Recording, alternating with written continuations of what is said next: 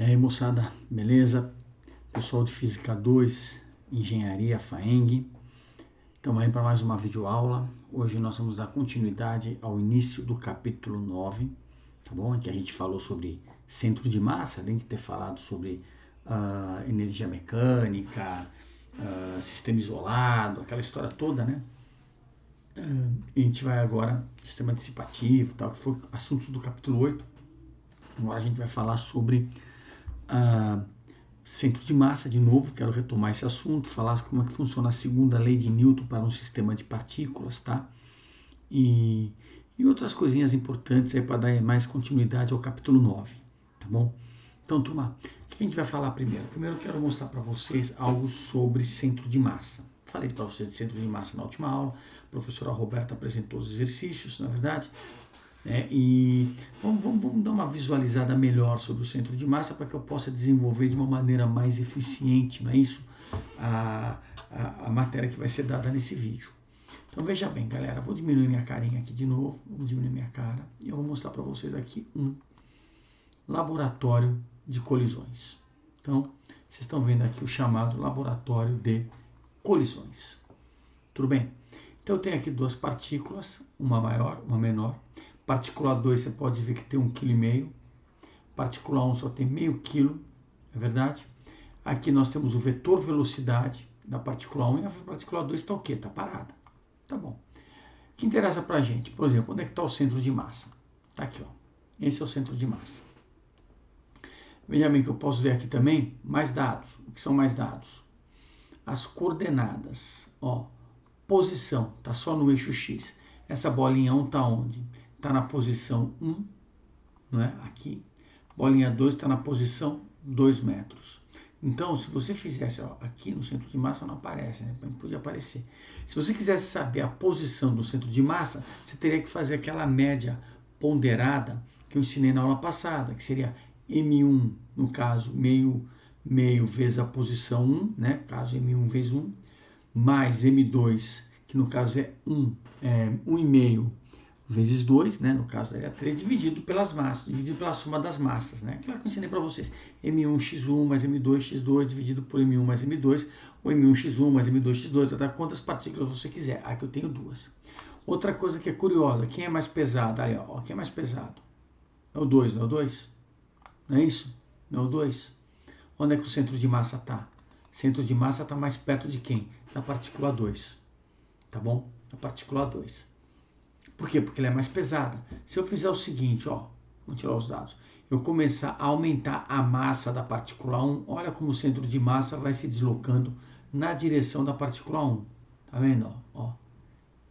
Agora, se eu fizer isso, podemos colocar o centro de massa até dentro da partícula 2, né?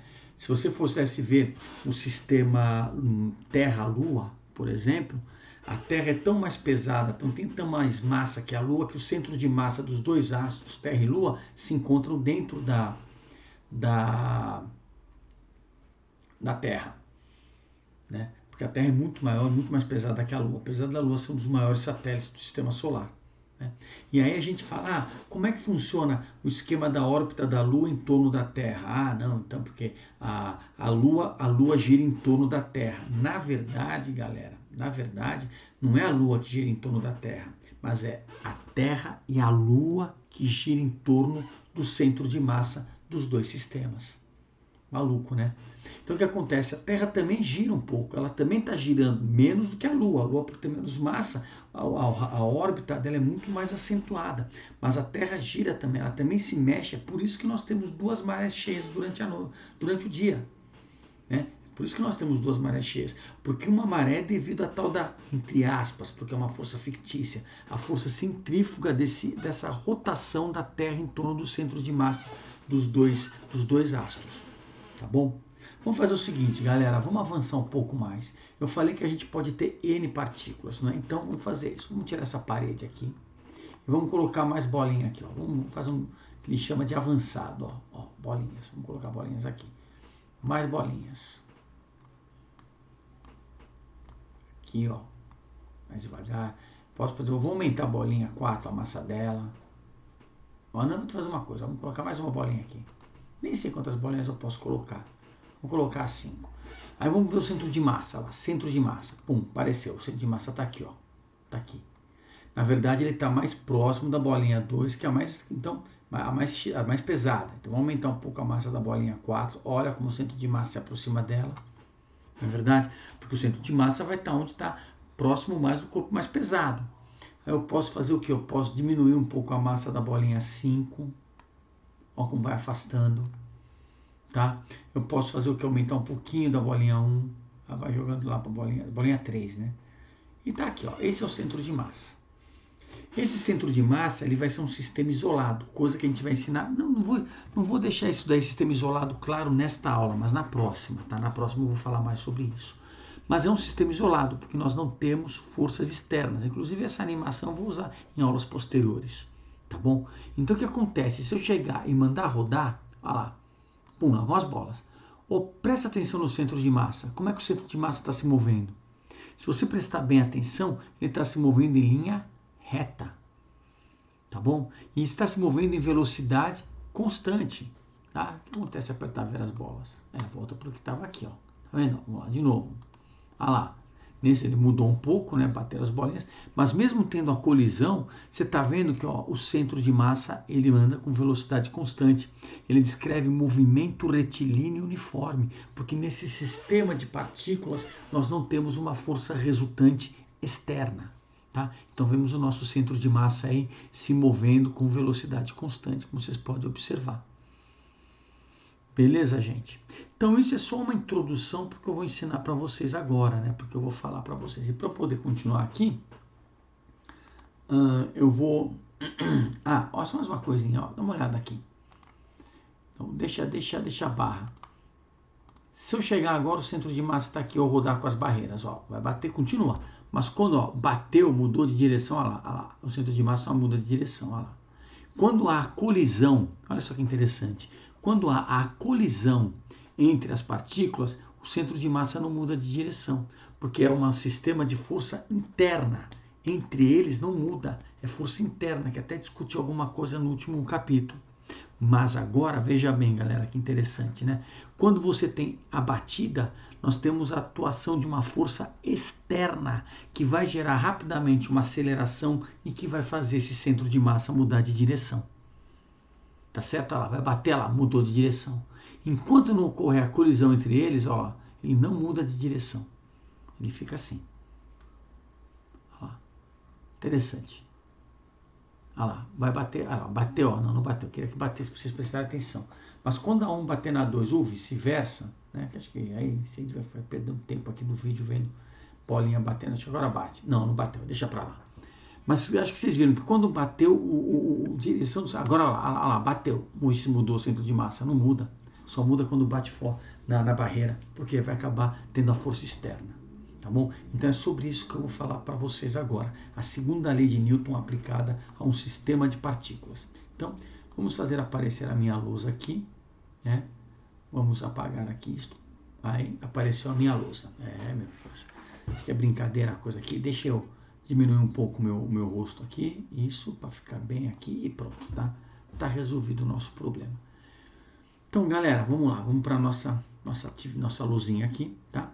Então, segunda lei de Newton aplicada para um sistema de partículas. Deixa eu pegar aqui meu rascunho para poder passar isso melhorzinho para vocês. Gente, segunda lei de Newton, a gente aprendeu lá no capítulo 5, né? Força é massa vezes aceleração. Tudo bem, é a mesma coisa aqui, ó. Para a segunda lei de Newton, para um sistema de partículas, a segunda lei, a gente pode dizer o quê? Que a força resultante externa em um sistema de partículas vai ser o quê? Massa, no caso aqui eu vou fazer uma massa maiúscula, massa vezes o quê? A aceleração do centro de massa. Tá? É aquilo que eu falei para vocês. Enquanto você tiver somente choques internos, essa força resultante externa é zero. E aí o centro de massa, como vocês viram agora há pouco, eu mostrei para vocês, o centro de massa ele se mantém em movimento retilíneo uniforme, que é uma característica de todo movimento que está sem aceleração, né?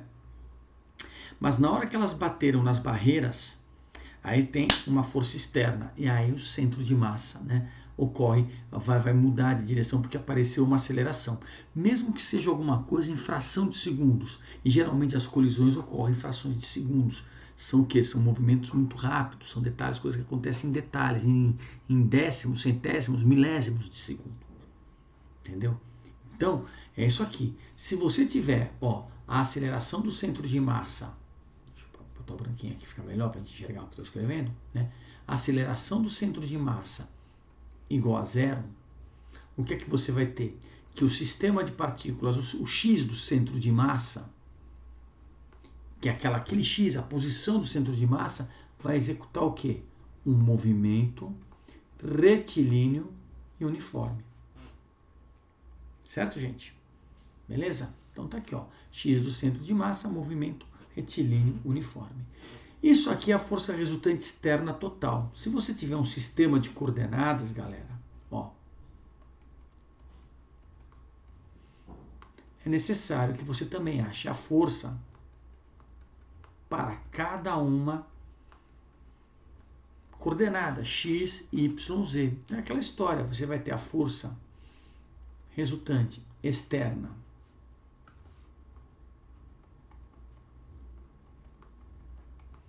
do eixo x, que vai ser massa vezes aceleração do centro de massa do eixo x, tá? Você vai ter aqui, a força resultante externa do eixo, aqui é no eixo x, né?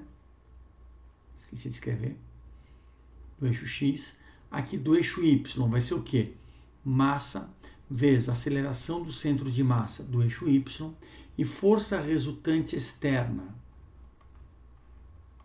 do eixo z, massa vezes a aceleração do centro de massa no eixo z. Certo, gente? Então, quer dizer, muitas vezes, como a gente sabe, a gente tem que trabalhar nas coordenadas, né? X, Y e Z. E aí, caso você tenha, você teria que tirar a coordenada de cada uma, fazendo pela decomposição. Você pode representar essas coordenadas com os versores I e JK, sem problema algum. Beleza, gente? Tá?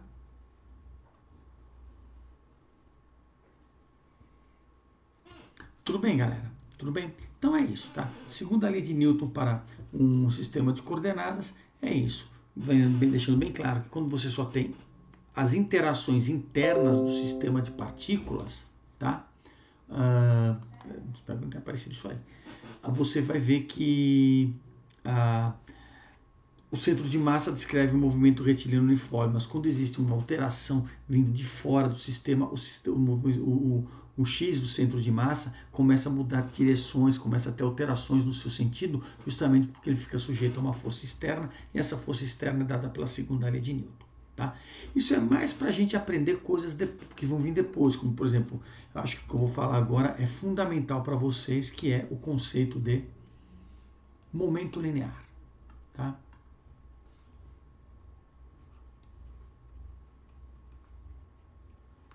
O momento linear, galera, o pessoal aí que fez o ensino médio e teve esse assunto em física do ensino médio, o professor seu de física do ensino médio, se você lembra de alguma coisa, deve ter chamado isso aqui normalmente de quantidade de movimento. Tá? Tá bom? Essa quantidade de movimento, né, é o que a gente chama na faculdade, é o que eu vou chamar agora para vocês de momento linear, que é o termo que foi usado sempre, é o termo mais sofisticado, é o termo mais elegante. Por que se usa o termo quantidade de movimento no ensino médio? Por que não se fala momento linear? Porque no ensino médio a gente tem uma loucura, né, uma briga para tentar fazer a molecada entender o que a gente fala. E se falar momento linear, imagina, né? Mas quantidade de movimento é algo que se aproxima do real significado do conceito dessa grandeza física.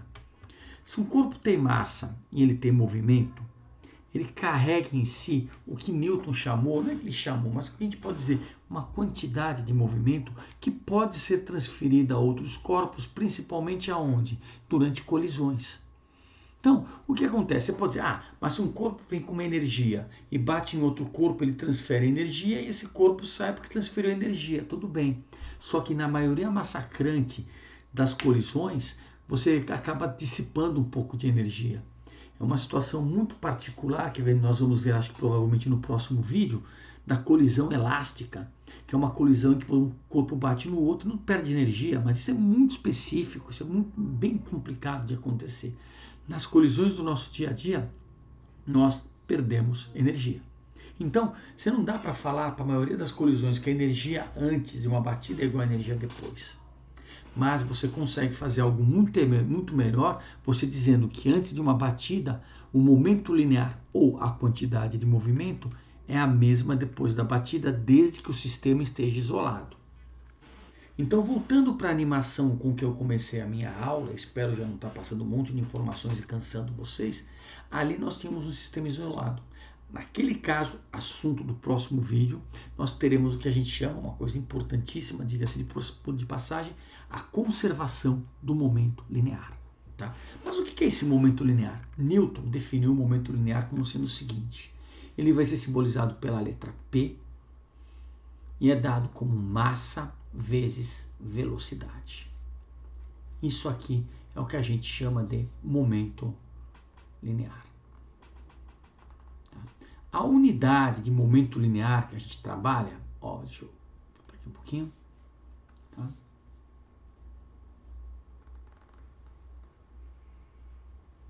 No sistema internacional, ó, sistema internacional, a unidade de momento linear vai ser massa, quilogramas, vezes o quê? Metros por segundo. Quilogramas, metros por segundo.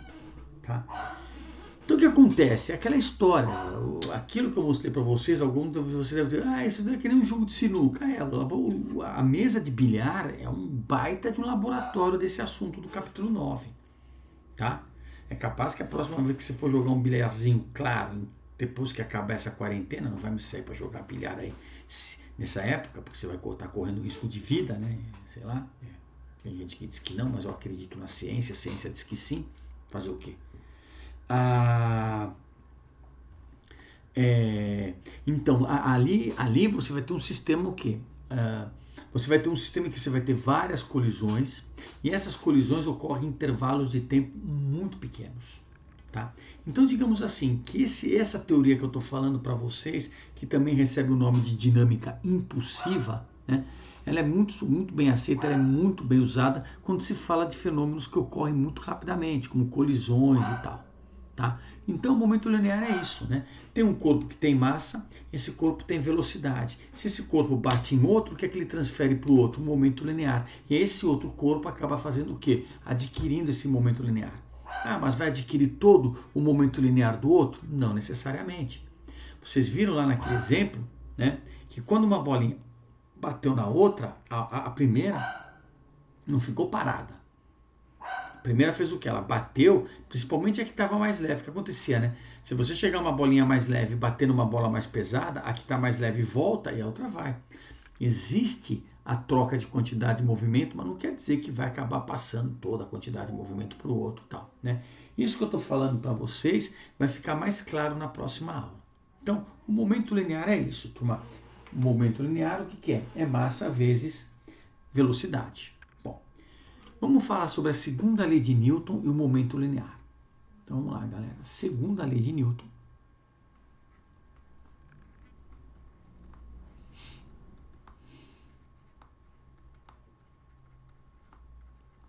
De novo ela e o momento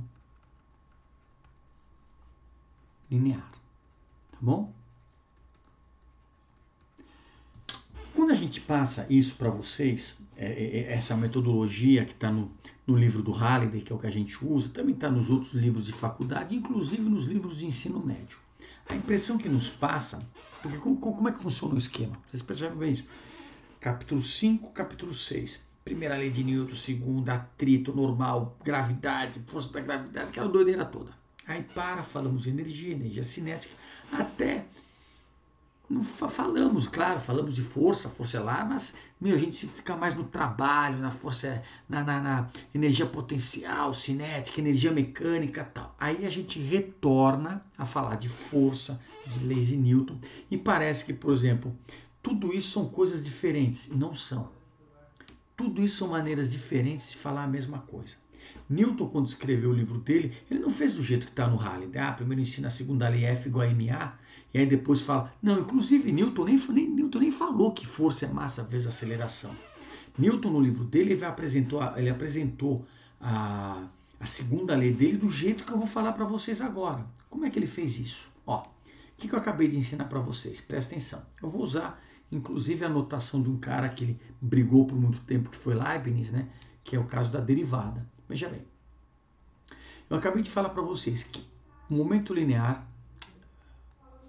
olha lá, momento linear P é o quê? Massa vezes velocidade. Aí o que eu vou fazer? Eu vou derivar essa equação. Vou derivar o momento linear em função do tempo. E vou derivar aqui também, ó, d dt de mv. Beleza? Só que m é um termo constante, então eu posso reescrever a minha equação assim, ó. dp dt é igual a m dv dt. Só que se você lembrar lá do semestre passado, ou a Roberta falou para vocês, que a aceleração o que é? Derivada da velocidade sobre o tempo. Então o que acontece? A gente conclui através daqui que dp dt é massa vezes quem? dv dt, que é quem? A aceleração. Massa vezes aceleração. Olha que apareceu aí a nossa querida segunda lei de Newton, gente. Então, o que é que eu posso concluir? Que massa vezes aceleração, o que é? É força resultante.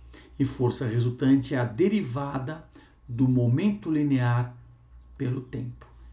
Foi desta maneira que Newton apresentou a célebre, uma das equações matemáticas mais célebres da história, que é a segunda lei dele. Ele não fez F igual a ma, não fez assim, ele fez assim, ó.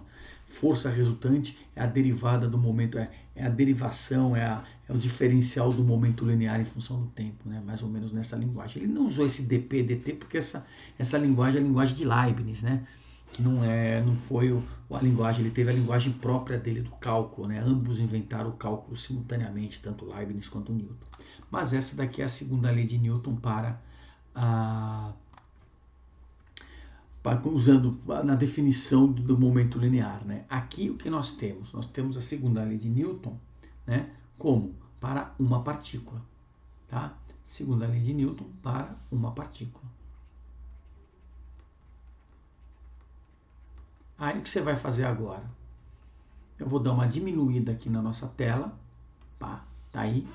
Faz um print screen, tira uma foto, faz print screen, né? Acho que fica mais fácil, né? Sai um tempinho, fez o print aí para depois você poder guardar, mas se não guardar, guarda decentemente, faz um arquivo só com as aulas que você tem, tá? Caso você esteja aí querendo prestar atenção, tem um fichário com anotação em vez só do vídeo. Então, porque eu vou fazer o que? Eu vou voltar ao tamanho original e vou abrir uma tela nova. Então, apagar essa lousa, abrir uma lousa nova. E se eu tiver esse mesmo problema para um sistema de partículas? Vamos escrever aqui, ó. Para um sistema de partículas.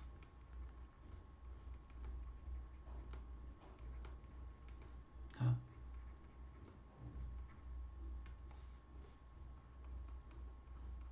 Como é que a gente faz? Aí a gente faz do mesmo jeito, particular, né? Tô ficando um velho meio Alzheimer aqui, já tá, né? Disléxico. Para um sistema de partículas, galera, o que acontece? Se você tiver várias partículas, então no livro de vocês tem até a demonstração e tal, né? Mas é assim, ó, se eu tiver, digamos, várias partículas, quantas partículas eu quiser, tá? Como aquele que eu fiz. Aí a gente sabe que cada partícula dessa se vai em um sentido. V1, V2, ó, V3, V4, V5, sei lá, Vn, tá? N partículas. O que acontece? Né? Você vai ver que você vai ter um centro de massa aqui, que eu não sei onde está, porque eu nem especifiquei quem é mais pesado, quem é mais leve, mas vou ter um centro de massa. E esse centro de massa vai viajar com uma velocidade. Então, você vai ter aqui ó, o seguinte, que quando elas entrarem em movimento, você vai ter um VCM. O que é o VCM, galera? É a velocidade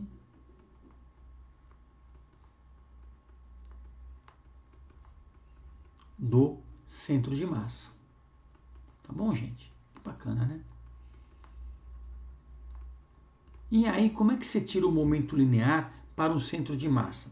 Eu acabei de falar para vocês de massa. Às vezes eu me confundo com os botõezinhos aqui. Então, eu acabei de falar para vocês que momento linear é massa vezes velocidade. Então, o P de um centro de massa, o momento linear de um sistema, né, de partículas, não precisamos nem colocar esse centro de massa aqui, ó, o momento linear de um sistema de partículas vai ser o quê? A massa do sistema vezes quem? Velocidade do centro de massa. Quem seria esse emão que eu estou colocando aqui? Seria m da primeira partícula, da segunda, da terceira, eu pus até 5, né? Mas não, vamos aqui, ó, 1, 2, 3, da enésima partícula. Tá? Então, como é que eu tiro? Determina a velocidade do centro de massa. E como é que eu determino a velocidade do centro de massa? Acho que eu não cheguei a comentar isso para vocês, né? Vamos fazer isso agora, galera. Vamos fazer aqui, ó. Vamos lá. Ó. Como é que eu acho a velocidade do centro de massa? Caso fosse necessário. Você faz pelo mesmo processo com que você acharia a posição do centro de massa. Lembra que eu falei para vocês? Como é que teria a posição do centro de massa? X do centro de massa, por exemplo, falando do eixo X, né, da coordenada X, x1m1 mais x2m2 mais x, e aí vai. Mesma coisa aqui, ó. Digamos que você tem a velocidade do centro de massa em uma dimensão. Então vamos escrever aqui, ó, em uma dimensão.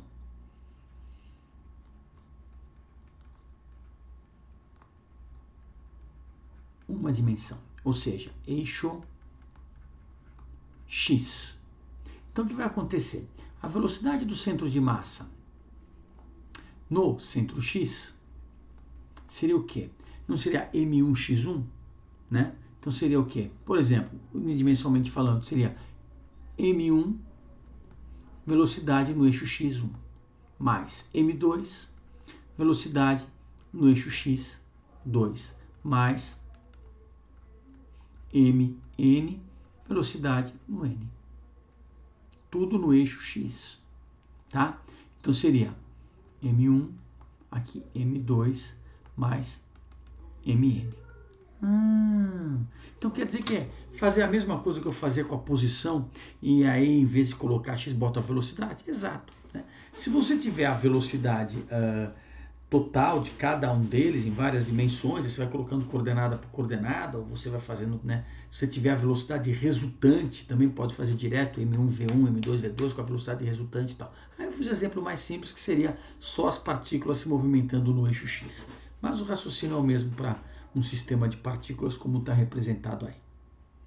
Certo, gente? Então, vamos para o nosso último tópico, né, da nossa aula, que é colisão e impulso. Vamos lá, vamos à luta, galera. Vamos lá, porque vocês já devem estar cansados de ver esse carinha aqui ficar falando tanto com vocês. Então, colisão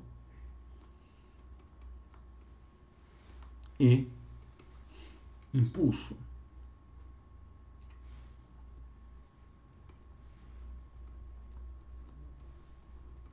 Tá, como é que funciona isso, galera? Então, vamos definir o que é o impulso. Tá? Então, eu vou fazer uma coisa aqui. Eu vou pegar uma figura. Deixa eu pegar aqui, ó, um minutinho só, gente, que eu devia ter já separado isso antes. Eu acabei, sei lá, porque eu não separei, gente. Mas é rápido, é só procurar aqui. Livro Halliday. Deixa eu pegar. Quero pegar uma figura do Halliday para mostrar para vocês o negócio.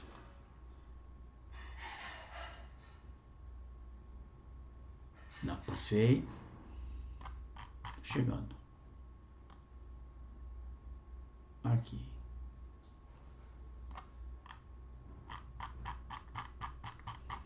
É bem no início do capítulo. Tá no livro de vocês. É como no... achei aqui o danado. Tá aqui. Essa figura, essa daqui, ó.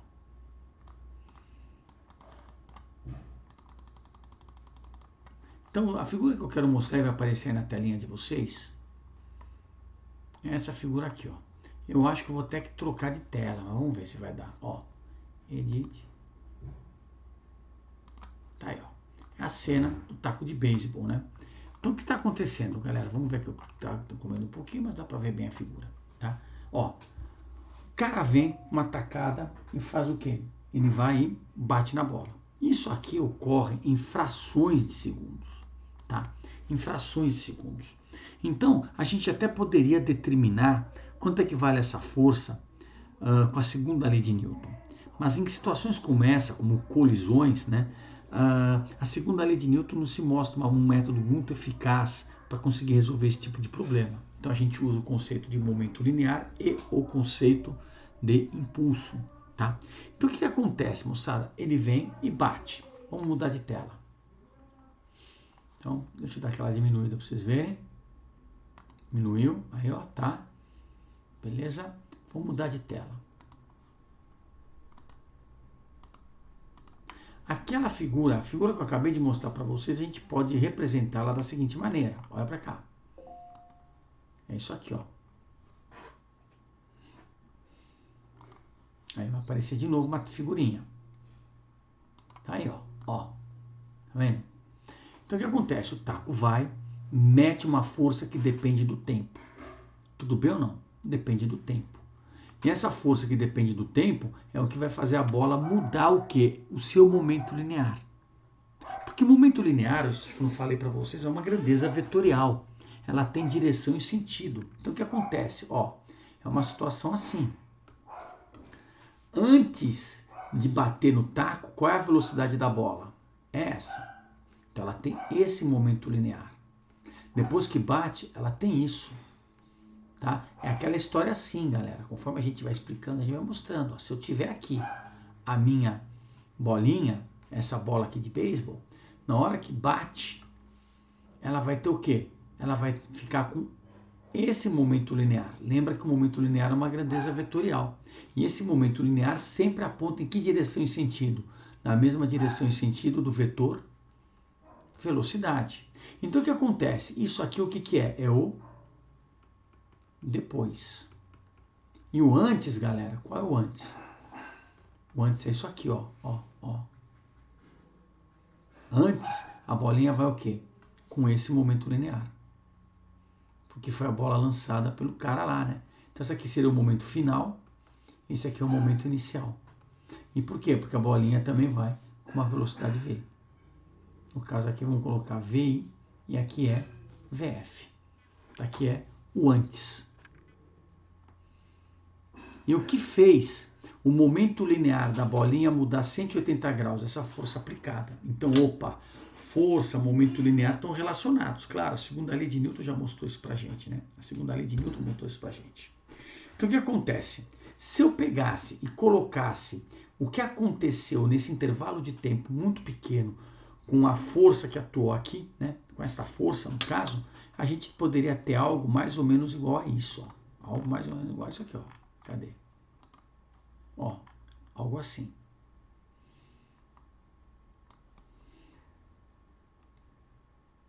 Estou tirando todas essas figuras do livro. Vamos lá. Edit, paste. Tá aqui. Seria isso. O que acontece? Não tem força nenhuma. Toma porrada, a força cresce, que é a hora que ela vai, deforma, pá, depois volta ao normal. Isso daqui seria o que? Um esboço de uma força mais ou menos como o que acontece nessa tacada, tá bom? Aí o que acontece? Se você calcular a área dessa curva, você vai fazer o quê? Você vai conseguir determinar o que a gente chama de impulso. Tá? A gente pode dizer o seguinte, ó, o impulso, né, é o quê? É esse J, né? Esse J, que é símbolo de impulso aqui, impulso, faltou um L aqui.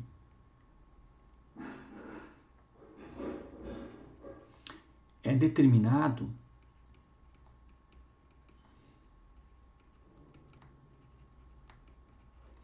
pela área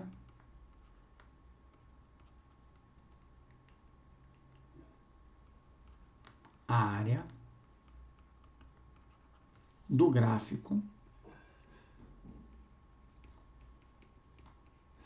de F por T. Então, se eu calcular essa área, eu vou ter um impulso. Impulso é o J, chamado de J, né? O problema é como é que eu calculo essa área? Nós temos uma curva. E se você lembrar também, acho que em matemática, em cálculos, devem estar começando a ver, a integral é basicamente o quê? Cálculo de área. Eu teria que integrar essa curva, né? É uma coisa assim, ó, não precisa se você tiver integral, mas só para vocês terem uma ideia. O que é que eu falei da segunda lei de Newton? Força resultante, no caso uma força em função do tempo, é o quê? É a derivada do momento linear pelo tempo. Então, o que eu posso dizer? Que o momento linear é o que, na verdade? É a força resultante em função do tempo vezes quem? A derivada do tempo. E aí você integra isso daqui. Tá? Se você integrar isso, o que é que vai acontecer? Né? Você vai ter que isso aqui vai integrar em função do tempo, vai de um tempo inicial a um tempo final, vezes dt. E aqui vai de um momento linear inicial ao momento linear final, chamada integral. Tá? O que eu estou querendo dizer para você é o seguinte, aqui, essa integral é muito simples. A integral de dp, de p inicial a p final, vai dar o quê? Vai dar p final menos p inicial. Isso daqui o que, que é? É a variação do momento linear. E essa daqui, ó, essa integral, como é a área disso daqui, essa integral vai te dar o quê? Um impulso, que é o J, né? Vai te dar um impulso. Ah, como é que faz essa integral? Olha, gente, nem eu sei, porque para saber como para integrar essa curva eu teria que ter a função da curva que eu não tenho. Mas a integral dessa curva vai te dar o J. Conclusão, galera, disso daqui eu posso concluir o quê? Que o impulso é o quê? É a variação do momento linear. Tá bom? Ou seja, o impulso é o quê? O momento linear final menos o momento linear inicial. Esta equação que eu estou passando para vocês não é fazer um menos o outro, hein? Vocês estão vendo que em cima dos momentos, em cima do impulso, nós temos a notação de vetor, tá? Notação de vetor. Então isso aqui é uma subtração vetorial, tá? Teria que pegar o vetor PF e subtrair do vetor PI, para se tirar o impulso. Estamos lidando com grandezas vetoriais. Agora, gente, o que acontece? Como eu falei para vocês, essa curva e essa integral, na maioria das vezes, é muito complicada. Então, a maneira... Por que ela é muito complicada? Porque esse ΔT é de fração de segundos. É uma colisão, por exemplo, como eu falei para vocês, de uma bola de beisebol em cima de um taco. É uma coisa de fração de segundos. Então, ela se torna complicada. Então, para isso, a gente faz, digamos assim, uma aproximação. Tá? A gente faz uma aproximação. Ao invés de trabalhar com a função do jeito que está, a gente pode trabalhar com a força média. Tá? Então, vamos lá. Como é que seria com a força média? Ao invés de trabalhar com o gráfico assim, a gente pode trabalhar com o gráfico assim. Aí tudo vai ficar mais bonito, né? Edit. Essa está aqui, ó. Assim. Aí fica maravilhoso, né? Porque você vai ter, ao invés de uma função, né, até desconhecida, o quê? O gráfico de um retângulo, né? De um retângulo. Então, deste gráfico, galera, como é que você pode calcular o impulso? Eu não estou falando que o impulso é numericamente igual à área, não estou falando isso. Então, daqui, a gente pode tirar o quê, turma? Que o impulso é a área base, ΔT, vezes a altura. Então, é a força média vezes o ΔT. Então, vamos lá, galera. Vamos com calma aqui. Como é que a gente pode... O que a gente descobriu nessa primeira equação? Isso daqui, ó. O impulso provoca variação na quantidade de movimento. Isso aqui é chamado teorema do impulso. tá? E isso é uma coisa geral. Impulso provoca variação na quantidade de movimento. Então, o que acontece? Como é muito difícil a gente determinar a integral e achar a área desta curva, a gente faz uma aproximação. Ao invés de ter a sua força exata, nós fazemos uma aproximação que seria pela força média. Olha, a pancada gerou uma força, foi tão rápida, e não é uma aproximação ruim, é uma boa aproximação. Foi tão rápida que gerou uma força de aproximadamente 120 newtons. Beleza, então faz 120 vezes o tempo de duração do impacto. Você vai ter o impulso também. Esse é o jeito que é o mais simples e também o que é mais usado. Se a gente abrir mais uma tela, só para a gente encerrar aqui o nosso assunto e terminar também esse vídeo, as duas equações que eu fiz agora para vocês, o que é que eles me mostram? Que impulso é o quê? P final menos P inicial. E a gente viu também impulso é o quê? Uma força média vezes o tempo. Então daqui a gente, claro, pode tirar rapidamente, simples, força média, né? É o que na verdade? É o impulso final menos o impulso inicial. É isso. Lógico, isso daqui eu estou destacando por quê? Porque ele ajuda a gente a resolver uma boa quantidade de exercícios, galera, tá? O importante de tudo aquilo é aquela história, nós não estamos numa aula de cursinho, nós estamos numa aula de faculdade, então nós não podemos, né, negligenciar determinadas coisas, como por exemplo, vocês saberem que esta é a situação exata da coisa e que esta curva, a área dela é dada por essa integral. Só que essa integral é uma integral difícil de tirar, tá? Então a gente pode tirar uma média, o impacto médio deve ter gerado uma força tal, e aí você chega, traça a força constante, vai o ΔT, e você pode achar esse impulso com força média vezes o tempo de duração do impacto. E esse impulso é o que provoca a variação do momento linear. Voltando mais uma tela. Aqui, ó. Não, nem é voltando mais uma tela, não. Voltando na tela que estava antes. Aqui, eu me atrapalho às vezes. Aqui, ó. Antes de bater no taco, o momento tinha essa direção e sentido. Depois, e essa velocidade, né? Tinha esse momento aqui. Depois do impacto ficou assim. O que é que causou essa variação? A força através da aplicação do quê? De um impulso. E detalhe, eu vou escrever agora na última tela que eu estava esquecendo. O impulso, aqui ó, o impulso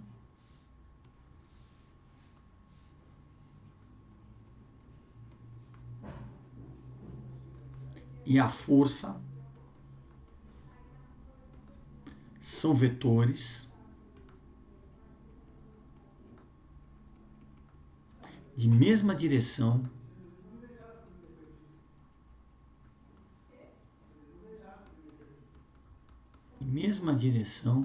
e sentido. É isso, galera. Então, o nosso vídeo encerra por aqui. Espero que vocês tenham entendido alguma coisa do que eu falei, tá? Beleza? Deixa eu aumentar aqui a minha cara para poder me despedir direito de vocês, tá certo? Vamos encerrar a aula. Espero que vocês tenham aproveitado. Assistam os vídeos ou exercícios da professora Roberta e até a nossa próxima aula, gente. Cuidem-se. Tchau, tchau.